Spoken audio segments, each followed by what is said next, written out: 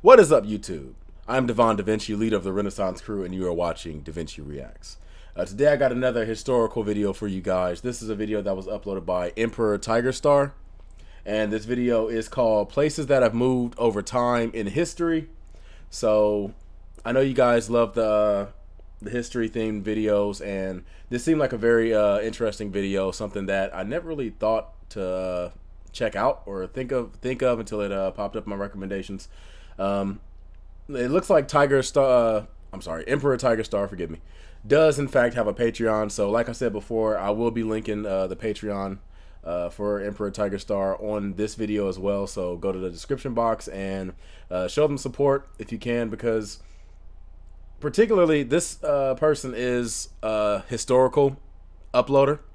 And if you guys are familiar with historical uploaders on YouTube, YouTube has been almost on a crusade to cleanse any type of historical themed videos from their platform.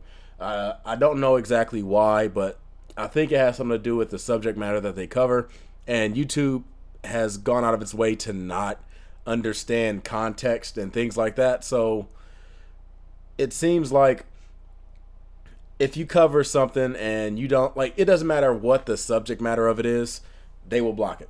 I mean, my reaction to the Germany will not win World War II videos were demonetized when they first got uploaded. I had to do a manual review of them, and luckily enough, they did manage to work their way around. But I can only imagine how historical YouTubers are handling the situation right now. I mean, YouTube didn't have a problem with it at one point, but then later on, they just changed their policies or whatever it is, the criteria for demonetization. And a lot of people who were making a living off YouTube with these videos all of a sudden are being threatened or challenged by YouTube itself.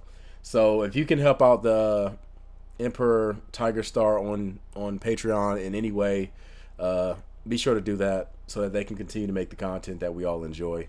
With that being said, let's go ahead and jump into this. The original link will be in the description box down below. Always watch the original first before you watch any type of reaction.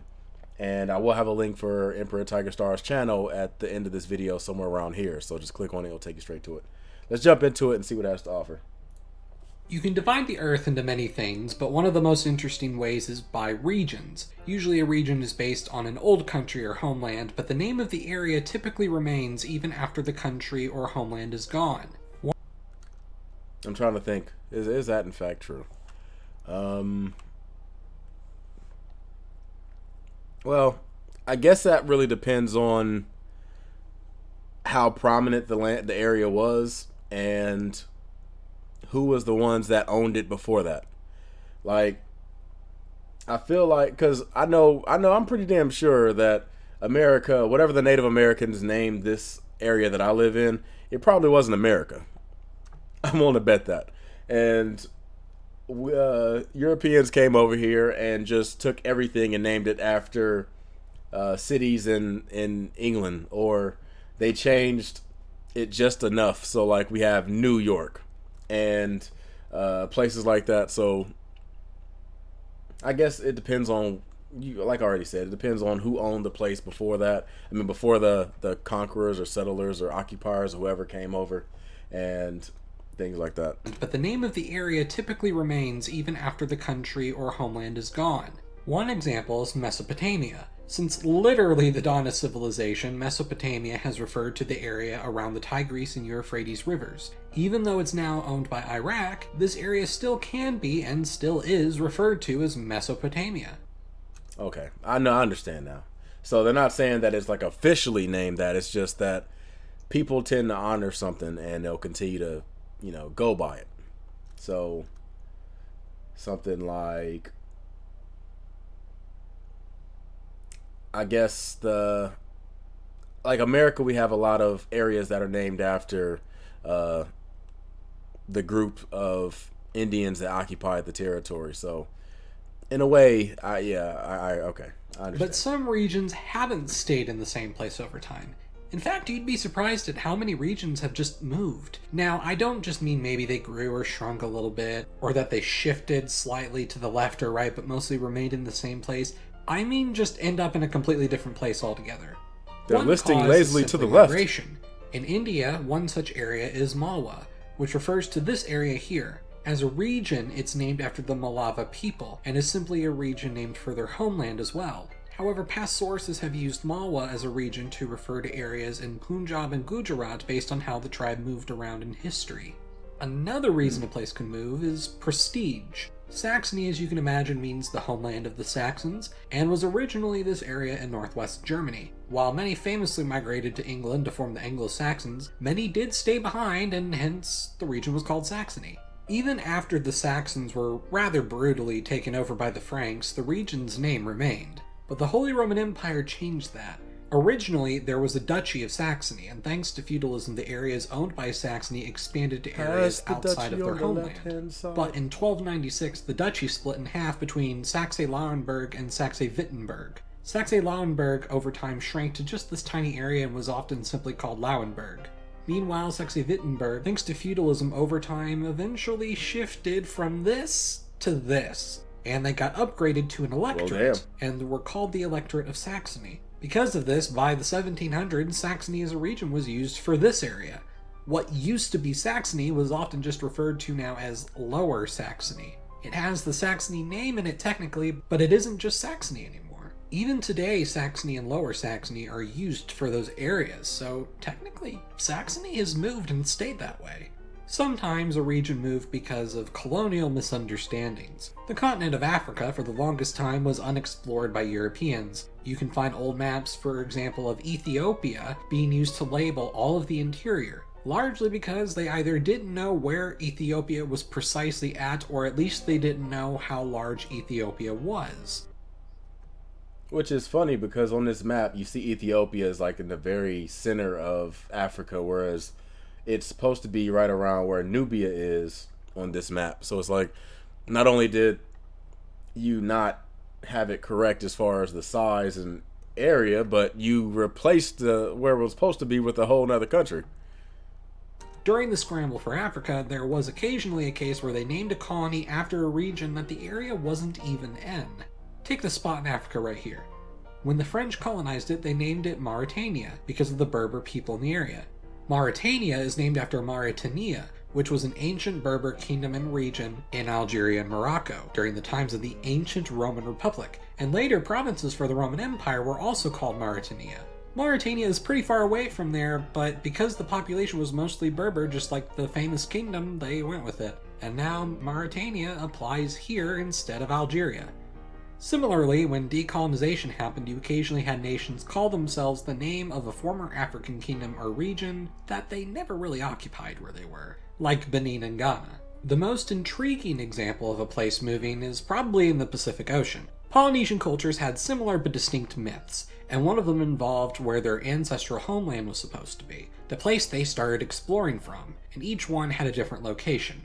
For the Maori of New Zealand, the homeland was called Hawaii, and Hawaii was used as a name for what is now called Raiatea. Now, Hawaii sounds very similar to Hawaii, and while there are multiple theories on the origin of the name Hawaii, one of those theories is that it's named after that homeland and that the V to W was just a change due to language differences over time. If that's true, then that would be a very interesting example of a place changing and moving thousands of miles across the ocean.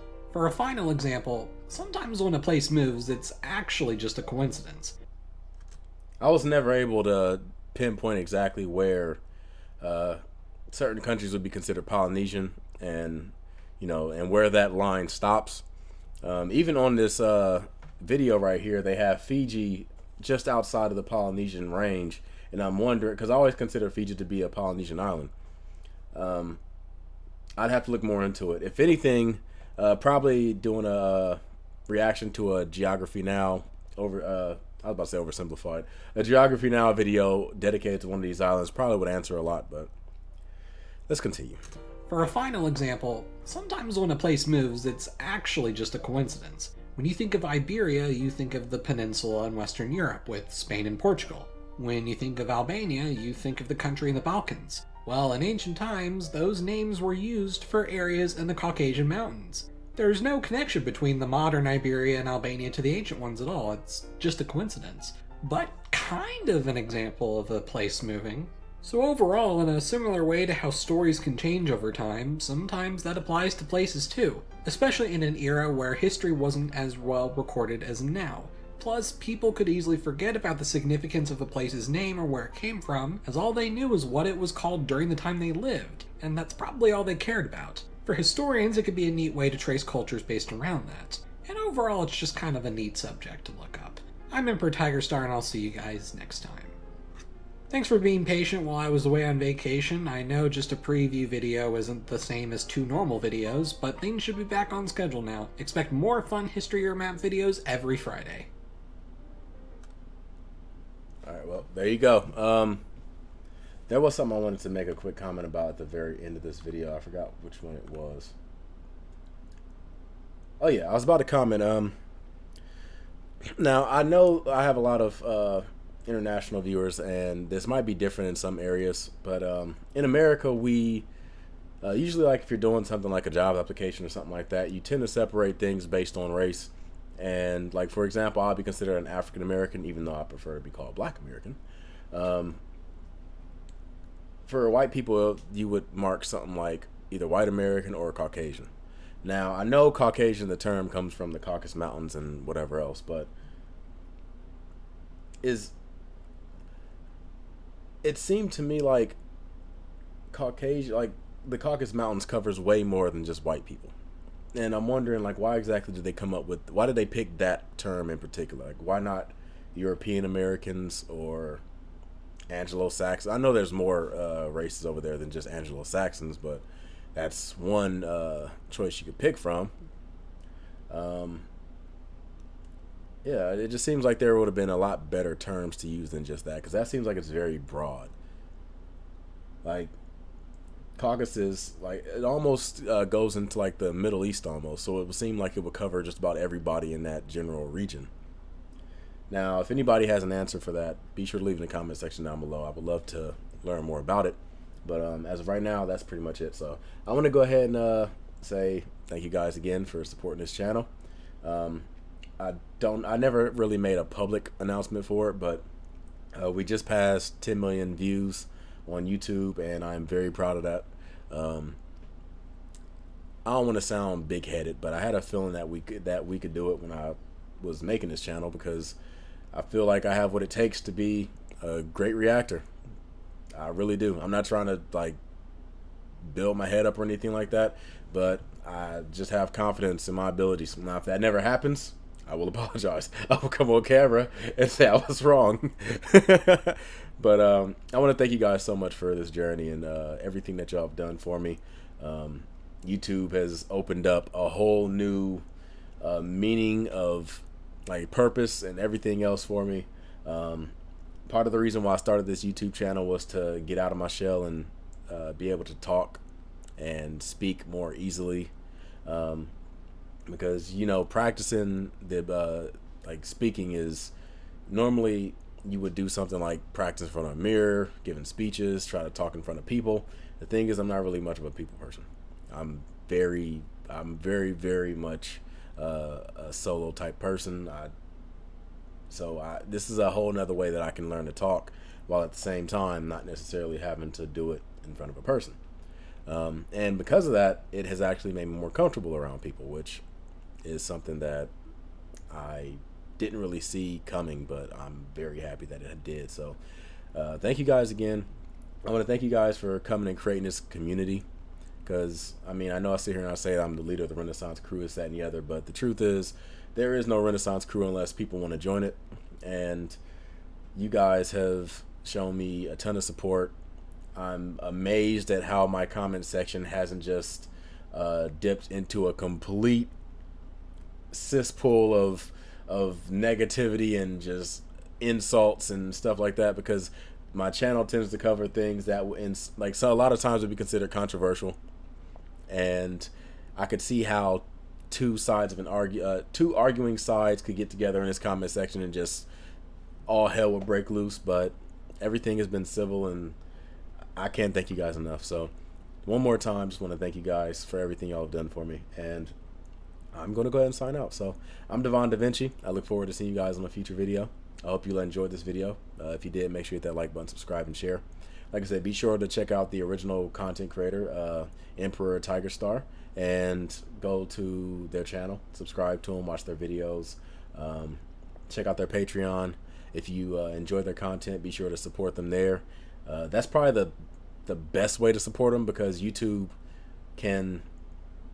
has the ability to change their minds about stuff. They can make a deal with you 1 minute and then like pull the rug from under you and demonetize all your videos that at one point was considered okay. So if you support them on Patreon, or them on Patreon, then by all means, it'll probably be the best option for them, to tell the truth. So I'm gonna go ahead and sign out. I'm gonna give you guys the deuces, and I look forward to seeing you guys in a future video. Deuces.